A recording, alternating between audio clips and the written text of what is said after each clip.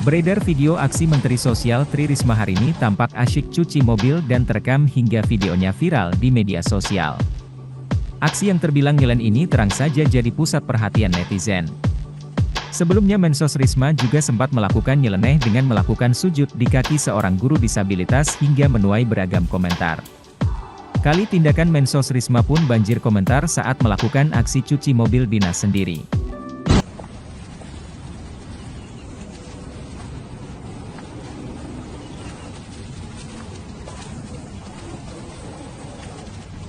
Terima kasih sudah nonton, jangan lupa like, subscribe, dan share ya!